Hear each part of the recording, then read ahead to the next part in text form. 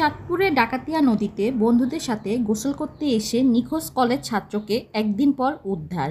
চাঁদপুর শহরের পৌরসভার গুন্ডাসদি এলাকায় ডাকাতিয়া নদীতে বন্ধুদের সাথে গোসল করতে এসে পুরানবাজার ডিগ্রি কলেজের প্রথম বর্ষের ছাত্র সৌম্যদীপ সরকার আপন পানিতে তলিয়ে গিয়ে নিখোঁজ হওয়ার একদিন পর তার দেহ উদ্ধার করা হয়েছে। একমাত্র ছেলেকে হারিয়ে দিশেহারা হয়ে পড়েছে আপনের বাবা মা। নিখোঁজের পর দীর্ঘ সময় যাবৎ চাঁদপুর কোস্টগার্ড ও নৌ ফায়ার সার্ভিসের ডুবুরি দল নদীর তলদেশে খোঁজাখুঁজি করেও তার সন্ধান পায়নি।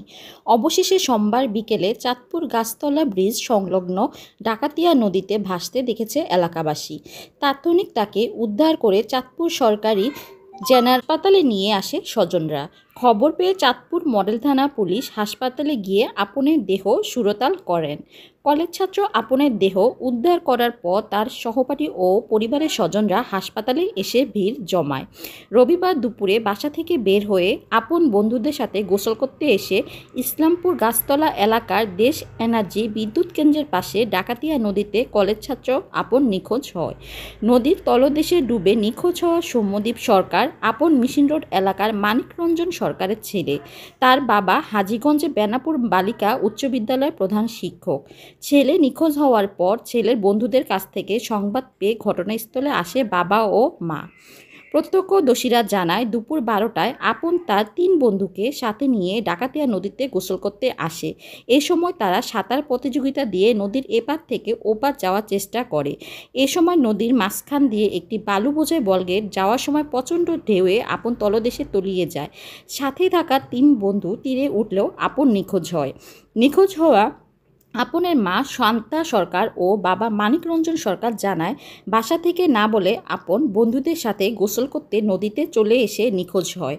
আপন সাঁতার অল্প অল্প পারে, তবে মাঝে মধ্যে পরিবারের কাউকে না বলে নদীতে গোসল করতে আসে। বাসা থেকে ছেলে জীবিত বের হলেও মৃত অবস্থায় ফিরে এলো।